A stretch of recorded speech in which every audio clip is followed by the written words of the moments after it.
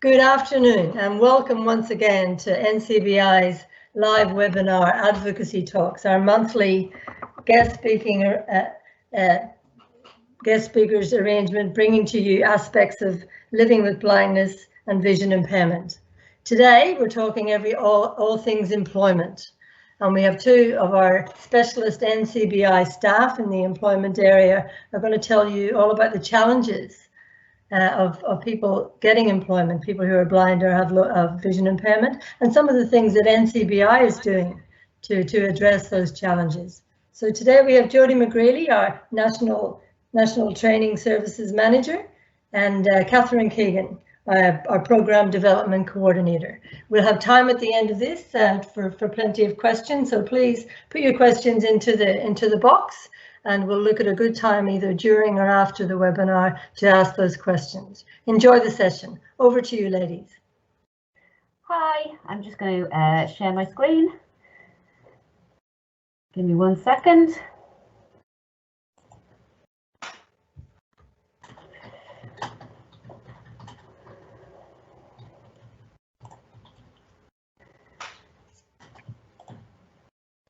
Now, can everyone see my screen there? You can see my screen? Yeah. Perfect. Good stuff. So welcome, guys. My name is Jodie McGreely and I am the National Training Services Manager here at the National Training Centre. And I also make up 50% of the management. Myself and Neil Ashworth head up the management for the newly developed Employment and Vocational Support Service within NCBI as well. So I'm going to be talking to you a little bit today around the impact of vision impairment, the service developments within NCBI around the area of employment. And then I'm going to hand over to Catherine Keegan, who's our newly appointed Programme Development Coordinator.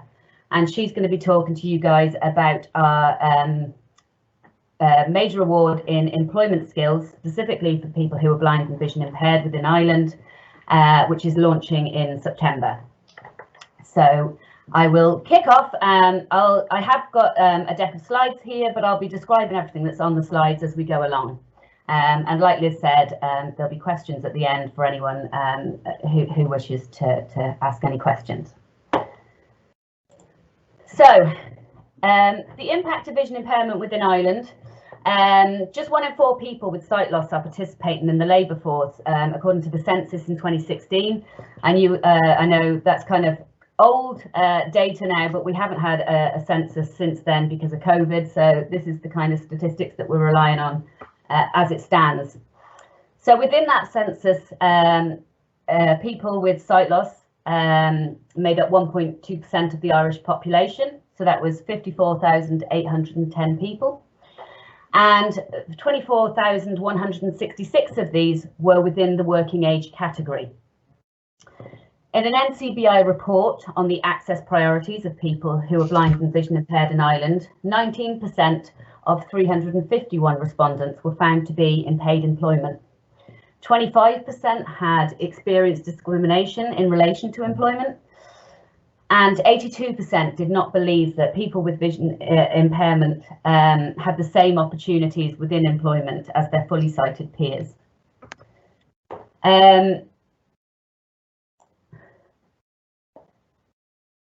Excuse me. There's little sign of improvement as visually impaired students also are not progressing through education, and they're still making up the smallest cohort of students with disability in higher ed at 1.8%. So to add to this, I wanted to address some of the compounding challenges. Vision impairment is often a misunderstood and hidden disability. It affects 1.1% of the population, and we currently have 45,474 patients waiting for ophthalmology outpatient support services. Within children ages 0 to 5, there can be significant delays in accessing physical, emotional and social development. And those between ages 5 and 18 often experience difficulty accessing education resources, school support and the expanded core curriculum. For adults of working age with vision impairment or blindness, statistics show that they're twice more likely to experience depression and poorer health outcomes. And they also require on average an additional €45 per week for additional living costs. When we're thinking about the National Training Centre, I suppose, and focusing on that working age cohort, we thought about how we could kind of address these issues in terms of our learning curriculum. So we gathered some feedback from our prior learners, and what they said was that they wanted a fit for purpose curriculum. Before 2019, there was a QQI level 1 programme that was being rolled out, and the feedback said that this was too basic and it didn't go far enough to support learners to return to work or access higher or further education following acquired vision impairment or blindness. It also outlined the need for a programme that meets the individuals of vision impairment or blindness in the 21st century, and there was a desire to step into further or meaningful higher education or employment. So in the context of the National Training Centre and the employment space more generically within NCBI, the progress that we've made so far is that we've established a curriculum, accreditation and pathways to employment have been mapped and embedded since 2019. We've been working on the development of an e-learning platform. We have been utilising Moodle, but there's some challenges around the accessibility with screen reader technology. We found out that it's a bit clunky, and we're currently working alongside labs to develop and put in place a more fit for purpose learning management system. So far since 2019, 49 individuals have secured employment. There's been the emergence of the National Employment Team, which we actually now call the Employment Vocational Support Service, and I'll be chatting to you a little bit later on in the presentation around that. We've secured some funding from the Dormant Accounts Fund, and we're kind of calling this project the Visable Project. And again, I'll talk a little about that later. And we also secured ESB grant funding for a 3D printer. So this prints out on swelled paper, and the print material is then tactile. And this has been really useful for our functional maths component of our major award. So I suppose just kind of framing where we're at in terms of the training curriculum around employment within the National Training Centre. So we mapped out a better outcomes framework, and I just want to talk to you a little bit around that. So evidence highlighted the need to develop a syllabus within Ireland that is relevant to the core components of rehabilitation training for vision impaired individuals to facilitate better outcomes, which is where the name came from. QQI, Quality and Qualifications Ireland, was earmarked as the most credible framework to provide individuals with an accreditation that's recognised and transferable nationally, and to improve the skills and knowledge of individuals within the programme. Benchmarking data from other disability and ETB providers, and in consultation with QQI, Level 4 was outlined as the most appropriate for our target audience. As such, the framework for a new major award has been developed by NCBI, and we've worked in conjunction with NCU Training Limited in relation to the programme development. The 5 modules that formulate the award are communications, access technology, rehabilitation studies, orientation, mobility and access, employment supports, and advocacy and engagement. Orientation and mobility skills are essential for preparing individuals for employment. A lack of proper mobility training and access to the built environment and inaccessible public transportation poses some of the most significant obstacles to individuals who are blind or vision impaired. Due to the significance of this evidence, it was imperative that it was to formulate a core component of our new major award. The current QQI portfolio did not include any recognised orientation and mobility components within its common award system due to its specialist nature. So 2 validations when we were creating this award were simultaneously required to complete the award, and it's been the first of its kind in Ireland. A COM certified rehab instructor devised the content, which comprises of 12 modules for the OM&A module, and it sequences from sighted guide techniques through to independent travel. And Catherine will be talking a little bit more in detail in her presentation more about the major award. So the Visable project, which I mentioned earlier, was a grant that we managed to get from POBL and from the Dormant Accounts Fund. So Visable will maximise participants' own success through the provision of appropriate assistive technology and expert guidance to overcome the significant barriers to education and workplace that exist in Ireland. So the Visable project has basically given us a contribution to enable us to roll out the pilot year of the major award and to provide us with additional supports and resources for this. And as part of the Visable project, we've also seen the emergence of the National Employment and Support Teams. So what we've done is we've highlighted support through 3 major hubs within Ireland. So we have a hub within Limerick, a hub within Dublin, and a hub within Cork. And these have their own support resource networks.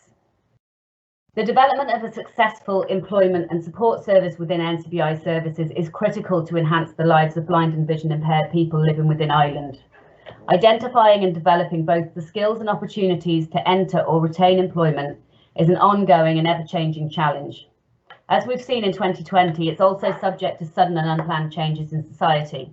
There's a growing need within the employment sector to build teams able to adapt to these challenges, and NCBI's goal is to be at the forefront of this work with the blind and vision impaired sector, providing innovation and effective supports and interventions to people living with sight loss who are seeking employment or looking to stay within their current employment.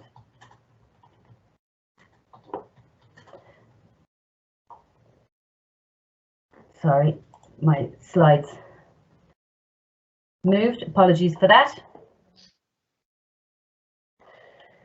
So I've just put up a slide here that talks about the referral pathway of how it's going to work when people refer in and how they get supported by the Employment and Vocational Support Service.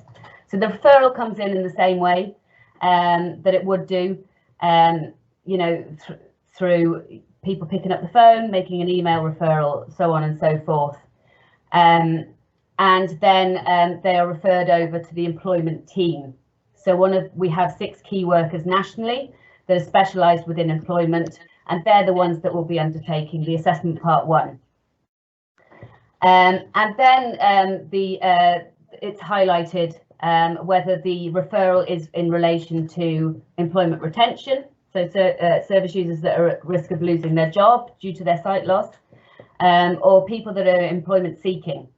So people that are looking for employment or transitioning from school or college and want to retrain and acquire new skills.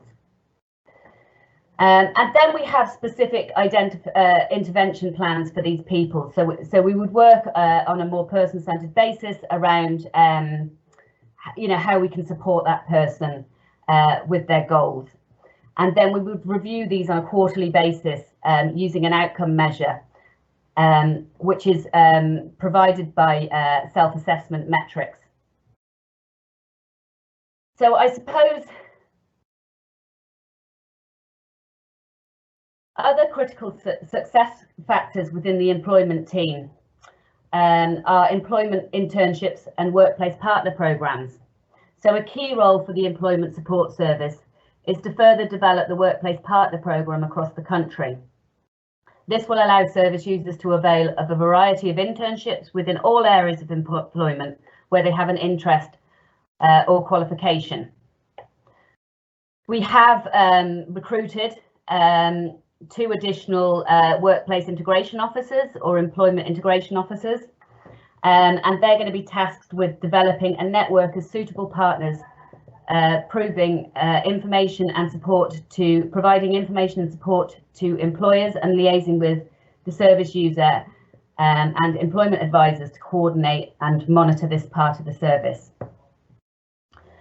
Another important critical success factor is employment supports and engagement. So within the NTC, we've developed an employment-specific local advocacy network. And the employment service will work with the advocacy team to develop collaterals and to deliver a consistent message, enhancing employment opportunities for service users and working with employers to champion good practice. And then public policy and communication is really important. And we've set up an employment-specific policy group. And this includes the promotion of people with disabilities in the labour market and pursuing national strategies around this.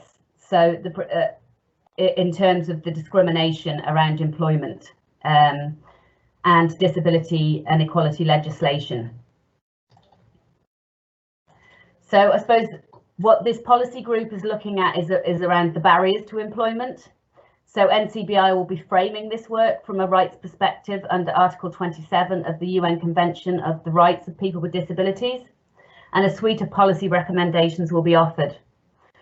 Current barriers include employment discrimination, service users' experience of employers, presumptions on what people who are blind and vision impaired can do and achieve, recruitment processes, job advertising websites not being accessible, employers not making any accommodations to the interview or selection process if a candidate has vision impairment, such as assessment tests not being accessible. Poverty traps, the social welfare system being inflexible and often leaving people who are engaged in casual employment financially worse off. Technology, the cost associated with assistive technology is a real barrier for both job seekers and employers, and the cost of devices or software is increased now because of Brexit and the inadequacy of the Workplace Adaptation Grant and insufficient statutory supports. So I suppose this policy group is really bringing to the forefront all of those barriers and any other barriers that are kind of discussed, and it's a group of service users that are discussing their own case examples and working with the policy and employment team around building those really strong positions. So I suppose, I mean, for me, and the employment team and the national training team, just to kind of encapsulate some of, it's kind of been a really whistle-stop tour on some of the progress that we've been making. But I suppose the ambition that we have is to deliver a transformative person-centered training that offers learners nationwide who are blind or vision impaired an accredited pathway to employment and further educational and training opportunities. So I mean, I just want to highlight that we're very early on in this journey, and we've made some progress, but we're by nowhere means close enough to fulfilling this ambition, and that's why we're really championing people getting involved, giving us feedback, the development of the local advocacy that's employment focused, and the policy group. We really want to drive forward people's experiences in a meaningful way. So I suppose if anyone needs any more information about any of what I've discussed or how to link into the employment service, please do touch base and contact me, and I'll be happy to kind of clarify it in more detail with anyone, and then we have the questions at the end. But in the meantime, I want to hand you over to Catherine Keegan. I'm going to stop sharing my presentation, and she's going to give you some more background around the major award in employment skills, which is part of our ambition around providing accredited fit-for-purpose pathways for blind and vision impaired people to progress into employment or further or higher education. Thanks, Jodie. So I'll share my screen when you stop sharing yours. Hang on, I'm on the wrong screen. Okay. Okay, Jodie, can you see that? Can you see indeed, yeah. Superb. Okay, let me go back to the beginning. Okay, so hi everybody, Catherine Keegan is my name. I'm the Programme Development Coordinator at the National Training Centre. So I'm going to just talk about our recent new validations with QQI. So as Jodie mentioned, there are 2 awards, one or validations that went in. One is a major QQI award, and the other is the orientation, mobility and access. So put together, they create our new award that's called, or our new program that's called Employment Skills for Individuals with Vision Impairment or Blindness, and that's the QQI code 4M0857. I am using slides, but I'll be talking through everything that I have on the slides. That didn't work. There we are. Okay, right. So I have 6 sub kind of topics that I'm going to just briefly mention. As Jodie said, it's a bit of a whistle stop. We're kind of flying through all these things. So I'm going to just give a brief rationale for the programme. I'm going to just talk through some of the expectations around the programme. Jodie's already touched on this. I'm only going to touch on it as well, but just introducing the Better Outcomes framework. And then the next one is mapping how we mapped the QQI award into the framework for rehabilitation training. I'll talk through some of our special considerations that we made when we were developing the program, and then assessments. How did we consider the assessments, and what did we put in and take out in order to make it an effective program. So I'll just keep going here. All right, so I have a few little kind of considerations that we had when we were thinking about developing a new program. So changes came in with QQI. They introduced, they were legislated for, which meant they had these new powers. So they introduced a process called re-engagement. So all providers were faced with this choice: do we re-engage or do we connect in with other providers? So this is one of the considerations. As Jodie mentioned, there was an outdated level 1 program. And just to mention, Jodie and I have both kind of mentioned things like QQI, and I'm going to be talking about the NFQ, the National Framework for Qualifications. They're essentially the same thing, but when we say a QQI program at a particular level, it just tells us that that level on our national framework, that's where it is. So when we're thinking about a level 1 program, it's right at the start of our national framework. So obviously, when we're thinking about adult learners, we want to be trying to move that up on the national framework. Also, yeah, it wasn't meeting people's needs, and it brings us to the notion of vocational training versus independent living skills. So independent living skills was kind of being taken care of as part of other parts of the service in a one-to-one sort of those kind of services. So it was almost becoming like a redundant program, because we needed a new program that would deliver vocationally specific training. And I don't know if Jodie mentioned that earlier on, there were complaints. People weren't happy because they wanted more. They wanted a more challenging program. So these are some of the factors that went into deciding to actually go ahead with a new program. Okay, so some of the learner expectations that you might have as a learner on the program. So learner expectations, it's a QQI accredited major award program, and it sits at level 4 on the National Framework for Qualifications. So it's a program that's challenging, which is really important, scaffolded with support and guidance to develop skills and competencies required in a contemporary Irish workplace. So assessments then, so when we're thinking about learner expectations, it can be quite daunting to think, oh, it's a major award, how am I going to be assessed? What are those expectations? So the assessments are all skill-based, and they're, I'll go into it in more detail later on, but they're small and they're consistent throughout the programme to cut down on a major workload, and they're specifically targeted to real-life employment tasks, so that for the duration of the programme we're working on skills all the way through. And then another expectation is that learners can have confidence to display their qualification on their CV in a risk-free, there's a word that's not coming to my head, but anyway, in a risk-free sort of way, because it's a standard QQI qualification.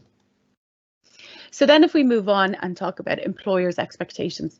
So employers can expect that potential employees have an accredited major award. They can have confidence that learners have attained competencies. So it takes away a lot of the ambiguity of maybe minor unaccredited certifications where employers have an expectation because they know what that particular level is. Employers can build relationships, and as Jodie mentioned, this is part of the plan, and we have two workplace integration officers working at this at the moment. So we are building relationships with employers so that for the duration of this programme and subsequent programmes, we can draw on those connections and on those links. And then employers will be supported during the learner work placement and beyond to facilitate learner integration into the workplace. And just a point to note about the programme. And I mentioned earlier on that we had a kind of a dual sort of a validation system where we validated orientation, mobility and access at the same time as our major award.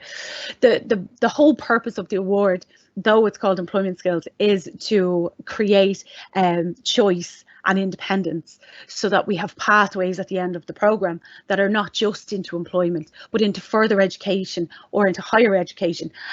So it's really just developing all those skills that will support learners to make their own choice at the end of the programme and have greater options for mainstream further ed, higher ed or employment. Okay, I'll keep going. So better outcomes framework, right? So this is based on the industry best practice using the expanded core curriculum at second level. So this formed the bones or the structure for our new programme. So by spelling error there, by connecting rehabilitation training, that framework with the QQI major award, it just meant that we were kind of getting the best of both worlds. But I make that sound really simple. It was actually quite complicated. And like Jodie said, this started in 2019 and we're now in 2021. So there was quite a lot of work in that one sentence. So this was the basis for the development of our 5 modules. So as Jodie mentioned, we have communications. Some of the assessments for communications are customer service skills, writing letters, summarising skills, budgets and planning. Orientation, mobility and access. This module was really spearheaded by Chantel Smith, and it has actually been nominated for an award with the Irish Institute of Training and Development. So that's it's a real testament to Chantel's hard work on the programme. And Jodie went through that earlier. So we have an access technology module, and that's kind of going through some practical skills associated with using a calculator. This is where we incorporated a lot of the maths aspects of the programme. Touch typing, keyboard skills, APOS skills. So something you might notice when we're talking about the assessments is that they're very practical skills that will be and are relevant in a workplace. And then in employment supports in that module, some of the assessments are carrying out risk assessments, personalised risk assessments, fire drill competencies, employment legislation, mock interviews and more customer service skills. And then the last module we have is advocacy and engagement. And this kind of goes through some of the soft skills associated with employment skills, and it's heavily focused on setting goals and planning and kind of really, reflecting on where you want to go. So that's a little brief summary of the modules as set out in the Better Outcomes framework. So this slide you've already seen because Jodie showed it to you, but it just breaks down the 5 modules. And once those 5 modules were broken down, we then listed out all of the learning outcomes, which I'll get to in a second, and they were mapped under each of those headings. So I'll keep going. So the next point I just want to talk about is mapping. So in order to create the programme, Jodie had the Better Outcomes framework. I suppose I came along with QQI level 4 major award, and then we had to see how can we fit these together to create a bespoke programme that meets the needs of the vision impairment community. So the step 1 is acknowledging and kind of mapping out the knowledge, skill and competence as set out by QQI, by the standard common award system. Then you see there are 2 strange acronyms here, MIPLOs and MIMLOs. So essentially programme learning and outcomes and module learning outcomes. So they were taken, pulled apart, any duplication was removed, and then they were reinterpreted to make sense in the context of this award, and in the context of employment skills, and also in the context of vision impairment, and also in the context of adult learners. So there was a lot of consideration and a lot of thought at every step of the programme development process. So then once we had our learning outcomes, we went back to our framework, our better outcomes, and kind of looked at each thing that we want someone to learn and where does it fit in, and then we created our modules by essentially by pulling it apart and putting it back together. So that essentially makes up our award, but that just gives us the bare bones. We then have to go and create assessments. How are we going to verify that people have got those learning outcomes? Oh, I keep clicking a button and it's not moving. So the next image that's here is a very, it's actually, I just have it as a kind of just to broadly illustrate the levels that are here. It's quite small on the screen here. It would ideally be printed in at least A3, but it kind of goes through the stage by stage, how we kind of created the programme and then ultimately came up with all our learning outcomes. Okay, so I'm just going to move now on to some of the special considerations that went into the programme, because it wasn't just, we didn't want just something off the shelf. We wanted something that if we put the special considerations in now, we can prepare our learners to have greater access and choice post-programme. So one of the considerations we had was functional maths. So functional maths is a 5-credit award, and it was an essential component of the 40857 QQI award. So we kind of had to really think long and hard, how can we make this relevant? How can we make this work for the programme? So traditionally maths is a tricky subject because it's quite visual in nature. So how are we going to get around that? And some of the learning outcomes, for example, were quadratic equations and linear equations, which you could argue, are they completely relevant in most adults' lives? Yes and no. So how we kind of approached it was we looked at the learning outcomes and said, where are the gaps? Where are the gaps if we look at our programme that would make employment easier for a learner with a vision impairment? So that's where we kind of said, right, make maths relevant in the 21st century and then make it, you know, relevant in the lives of individuals with vision impairment. And you might have noticed throughout the presentation, we're saying things like relevant, you know, appropriate, things you need to use, because that's one of the things when we're thinking about adult learners, they only want to do what they have to do. So kind of giving them these extra things are going to make it a bit more difficult to connect. So it's you know, all the way through the whole process, it's having, you know, those considerations. Okay, so so that's essentially what we did with maths. We thought, you know, everybody has a right to be able to learn maths. So some of the changes we made where we incorporated some calculations in the kitchen, currency calculations, distance and travel calculations. That ties in with our orientation, mobility and access. And then some of the other learning outcomes we didn't change, like pay slips and tax and interest, really important skills. We were really lucky, one of our tutors is really experienced with delivering maths at levels 3 and 4, and she's actually come up with some really practical assessments. So across the board, I think we've been really lucky with the team that's come together to develop the programme.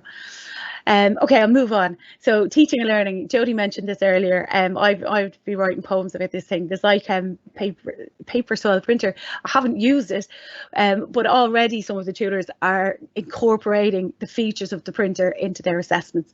For example, one of our tutors is using it to create a map as part of the fire safety competency assessments. So like there's so many different ways that we can incorporate innovative teaching and learning strategies. So it's quite exciting for the learners that it's not just your traditional sit down in the class, it's very hands-on. Okay, I'll keep going. So where are we now? Okay, so next one, right, the next special consideration that I have here is adult learning theory. So adults want to be active participants in the learning process. A value should be placed on past experiences. So this is where, you know, everybody is coming with all these other experiences that they've had. And if someone has had a negative experience with education, they may not appreciate that all their past experiences are so valuable and so important. And they bring them to the class and they share them, and that's how everybody learns. And you draw and you build on people's past experiences. Another consideration in developing the programme is problem-based learning. So as you might have noticed when we were talking through assessments, we're thinking about things like, you know, practical assessments and practical skills that people are going to use. So it starts off with something that you need to figure out how to do, and then you figure out how to do it. And again, another key aspect of adult learning theory is it has to be relevant to someone's life. So where we couldn't get around some of the QQI stuff, we did our very best to tweak it and twist it a bit to make it as relevant as we possibly could. And then the last point here is peer learning. So when we're thinking about adult learning, it's so important to recognise the relationship with peers. So as Jodie said, you know, we're looking into LMSs and, you know, using Moodle and all those ways that we can keep people connected. So that's in that connection, that's where the learning is. I do have an image on the screen, on the bottom right of the screen. And it's called a learning pyramid, and it starts off. So these are a representation of the average retention rates for students. So when we're thinking about how we teach, we're thinking about how can we best teach so that people will remember and retain and learn what we're trying to teach. And at the very top we have lecture, which essentially is what I'm doing now. 5%, it doesn't say it on this, but it's in and around 5% is genuinely retained, or that's the estimation. And then all the way down to teach each other, peer learning is up to 90%. So we need to create, and our programme has kind of inbuilt this in, these opportunities to facilitate peer learning. And then, you know, ultimately it's a combination of all of those different teaching methodologies, but what we're trying to achieve is the best possible outcome. So by having a good mix of all those methodologies, we've a good chance of connecting well with our learners. Okay, so my next one here, assessment. So assessment was a really big consideration for the programme, and it was to ensure that we are not overwhelming learners. And that we're assessing skills and competencies and kind of keeping it focused on, you know, employment-based competencies, skills that people can transfer into either further ed, higher ed, the community, or, you know, just the workplace. So some of our considerations were relevant. So much in all, as we say, our whole programme should be relevant to the life of an adult and in the vision impairment community. We also need to that has to filter down to our assessments, so they have to be relevant. They also have to be appropriate, so that can have a couple of different connotations. Appropriate being age appropriate, and also appropriate being not just for the sake of it, you know, not just because it says we have to assess, well then we're just going to assess. And what Jodie said earlier I think is really valuable, that it's a pilot year, so we can, you know, learn from this year and make sure that we are doing everything meaningfully, appropriately, in a relevant way. So that's really important too. So meaningful assessments, that people can leave their assessment and know that they've actually learned a new skill. So that's what we're trying to achieve. Weighted practical assessments. The reason I emphasize weighted, I'm going to go into that in a bit more detail in a second. But when we're thinking about adult learners, or even I suppose a lot of younger learners, they don't like to be asked to do things that don't matter. So when we're thinking about assessments, keeping them practical, keeping them realistic, and when we're assessing people, assess on the important stuff, and don't ask adult learners to do a whole load of stuff like homework, for example. You know, it always needs to be targeted to something. Development of transferable skills. So even if we take, I keep saying it now because it's looking at me, but the fire safety, that's so transferable to every aspect of life. Mock interviews, that's one of the most important skills. And one of our tutors, Shane, he's kind of spearheading, you know, really emphasising video interview skills, using Zoom, using Meet, all those different apps, to ensure that we really are getting a sort of a global approach to, you know, address all the different skills, particularly the more contemporary skills that we've no choice but to use now because of COVID. And then problem-based learning, but we've talked about that, so I'll go ahead. Okay, so I've 2 slides left, I think. So this one is about, it's following on with assessment, and this word says formative assessment. So for anyone who hasn't heard that word before, this just means it's unweighted and it's ungraded. So it helps the tutor and the learner gauge progress. But I hear you say, you just said you shouldn't do that. But really, formative assessment is a more subtle approach of just checking in and making sure that everybody is on the same page and people aren't feeling overwhelmed. And it's so important because we have people, like a feature of being an adult learner is you want to be the same as everyone else. So you don't want to have to ask for extra help. But by having these check-ins, it can make sure that people don't get left behind. So we where it's necessary, it's a one-to-one service. We have individual assessment plans. Jodie has introduced a new system in relation to person-centred planning. We've done a lot of CPD with our tutors in the lead up to ensure that everybody's, making sure that their radar is on, and if learners have any issues, they'll be on the radar. There's a key worker system, and then just the use of different teaching and learning strategies like the Huddle blog.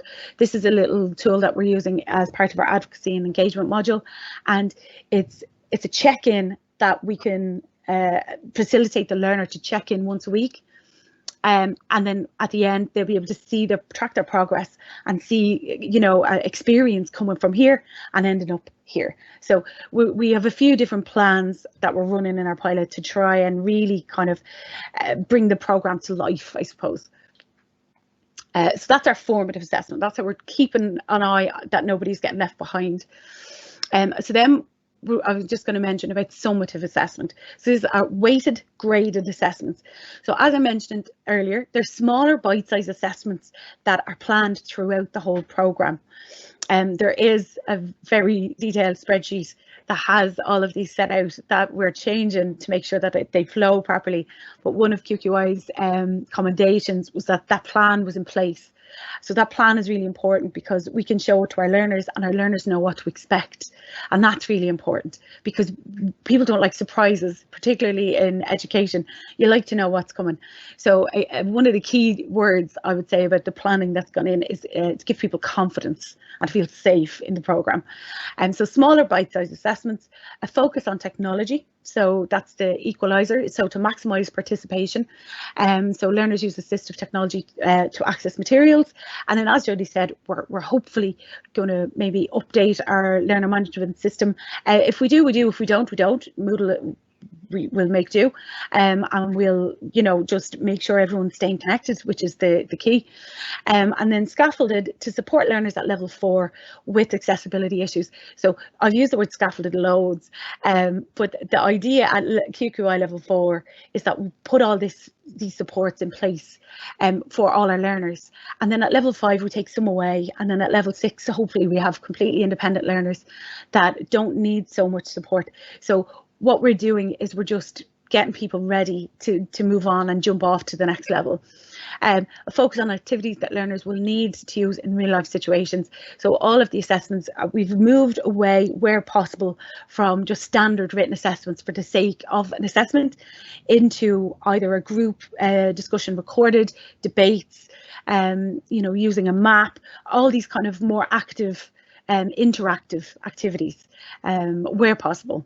And again, to reiterate, it's a pilot year. We can, tweak things as we go, but it's really, exciting times ahead for the programme, I suppose. And that's it for me. That's me done. So thanks for listening, and I hope you found it informative about the new programme. So thank you. It's Liz here again. Thank you very much, Catherine and Jodie. What a great an exciting new initiative by NCBI. Just a couple of things I'd like to pick up on there for people. We posted in the Q&A there, Jodie's answered a question about applying for the programme. You can contact the National Training Centre or Jodie herself by telephone or email, or ask your CRW or your employment advisor to refer you. In 3 intakes per year, September, January and April. And as the advocacy officer with NCBI, I'd like to pick up on something both Jodie and Catherine has said about the current focused advocacy group running out of the NTC Centre. So this is a national group. Most of our groups are local advocacy groups. This particular one is from anyone around Australia, from around Ireland. Sorry, pardon the pun. And so please do get it. That's okay. Do get in touch with us on that, because this group has just started, just like this pilot project, and it's a really great opportunity for service users to come on board, to come along each month to the online meeting, and to be able to talk about all of these things to do with employment, pre-employment, in-employment, post-employment challenges. You know, it's not a huge group, so you'll get an opportunity to have your say. So certainly, if you're interested, get in touch with us through either Jodie or directly through the advocacy campaigns at advocacy.ie, ncbi.ie, and let us know and get involved in having your say about how you want to shape this whole initiative going forward. Now, has anybody got any questions before we sign off for today? I'll just give you a few moments to think about that. If you as well, the next employment advocacy group is next Thursday at 2 p.m. Yes, thank you, Jodie. And that can be, you can go straight on to NCBI's website and go into our event section under advocacy, and you can register for that directly on there. If you'd like to know a little bit more about it, give some of us a call. But I really do encourage you to get on there and have your say about this really, really important issue that affects everyone in all of our lives. So if there's no questions today, we'll say thank you once again to Catherine and Jodie for a very comprehensive overview of this wonderful initiative, and wish you well for the rest of the year. Thanks a million. Take care.